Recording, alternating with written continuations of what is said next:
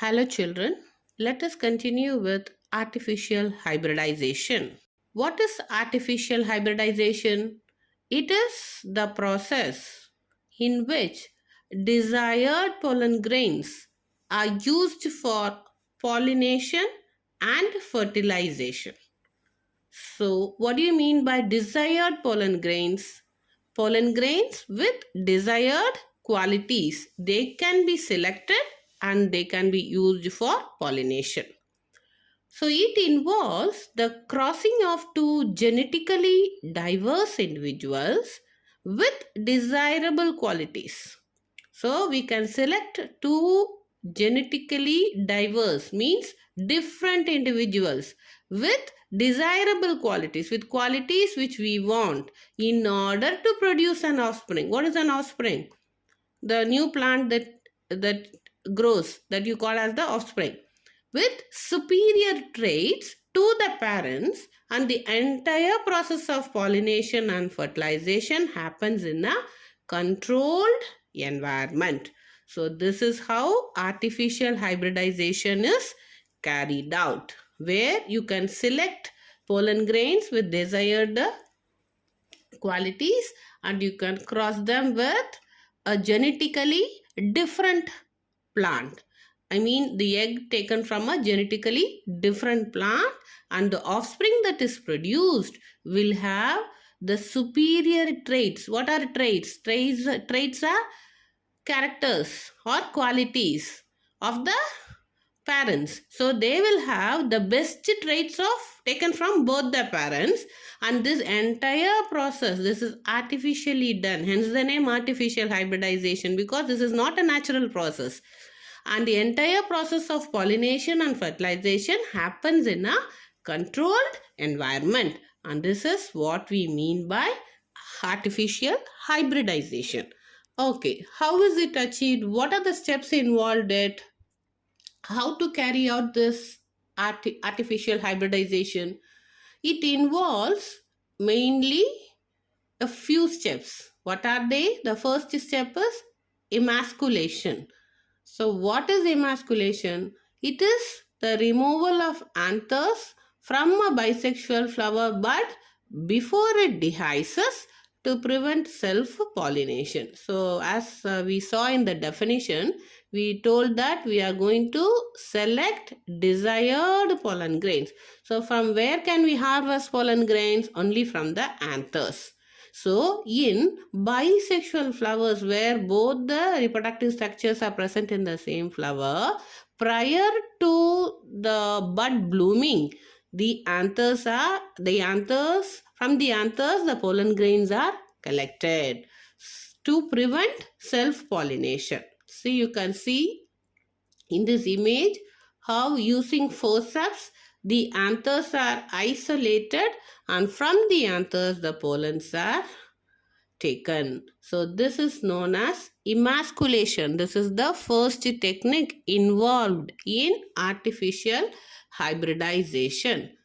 Next to that, what is generally done is these flowers from which the anthers have been removed are generally bagged. That is, they are covered with a butter paper or a fine polythene cover of appropriate size to prevent the stigma being pollinated by unwanted pollen grains. And this process is what you call as bagging.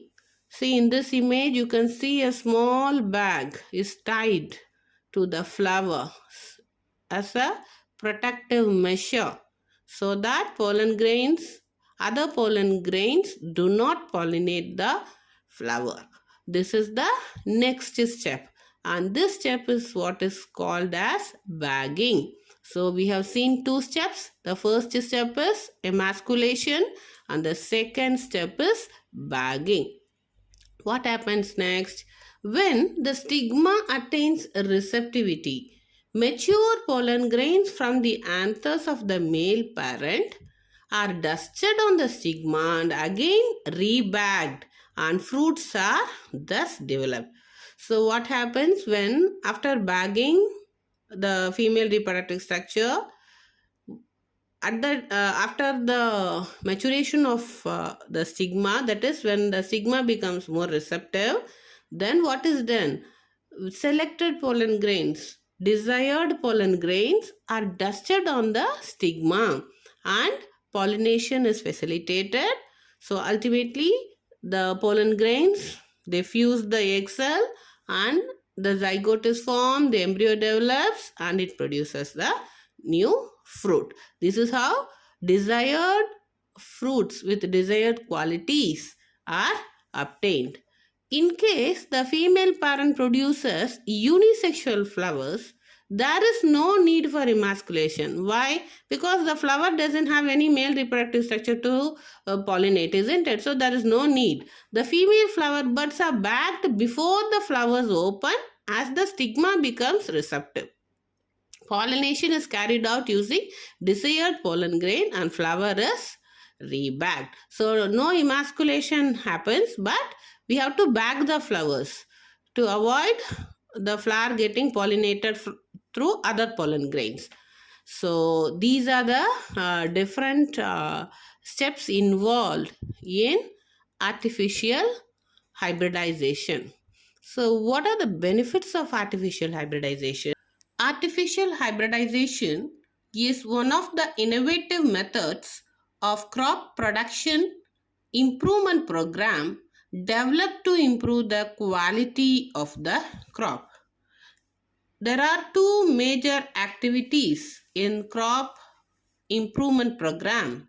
They are crop production improvement, that is to improve the yield, to increase the produce, and the second one is crop protection management, where crop is protected from the attack of diseases and from pests and insects.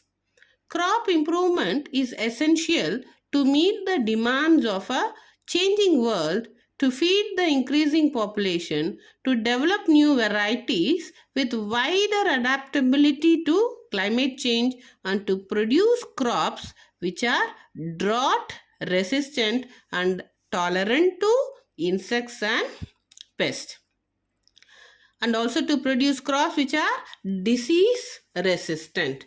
So by adapting certain techniques, we can improve the quality of the crop so that we can meet the needs of the growing population.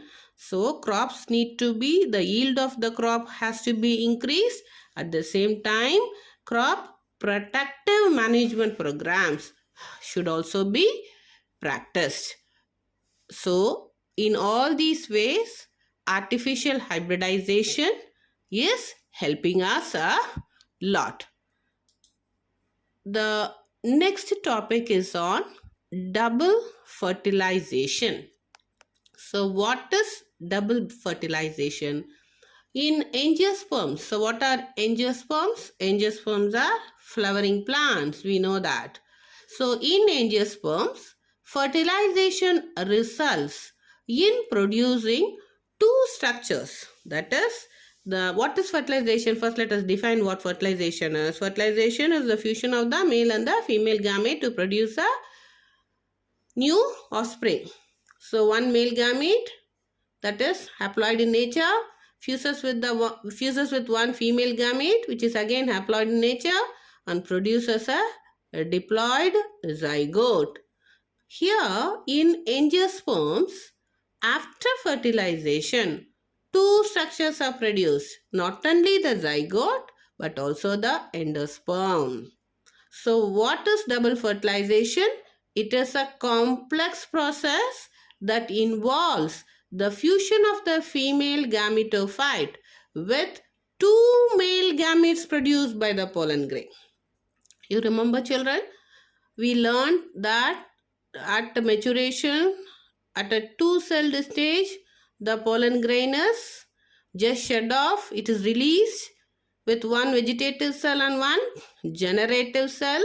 Later, after this pollen grain finds a suitable or compatible stigma, it produces the pollen tube, and through the pollen tube we saw that the generative cell further divides, producing two gametes, two male gametes, and they are passed along the pollen tube, of which one male gamete fuses with the egg, and you call this as syngamy. One male gamete fuses with the egg, and you call this as syngamy, and forms a diploid zygote. The other moves towards the center.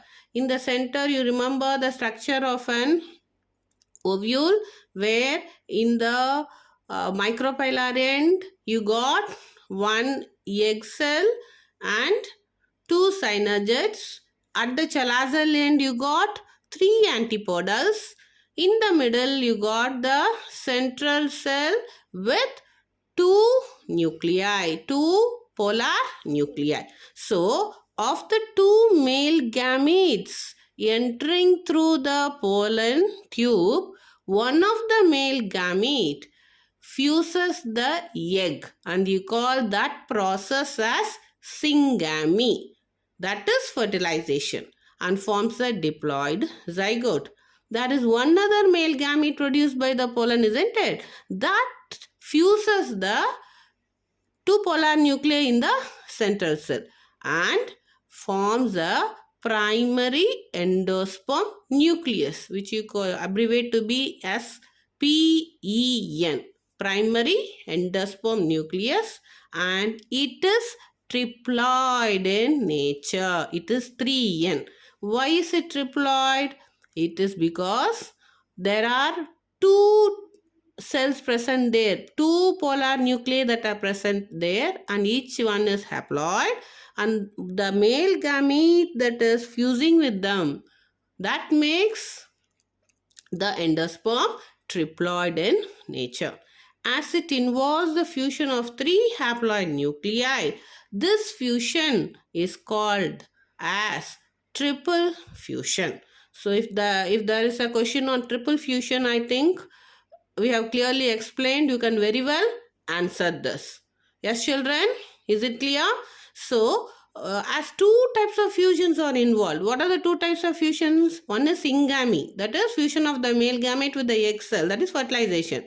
The other one is triple fusion. What happens in triple fusion? One male gamete fuses with two polar nuclei. So, as two types of fusions take place in the embryo sac, this phenomenon is called as double fertilization. Is it clear, children?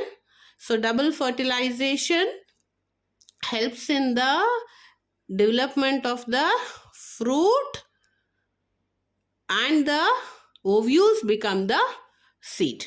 The central cell after triple fusion develops into the endosperm, and the zygote further develops into the embryo.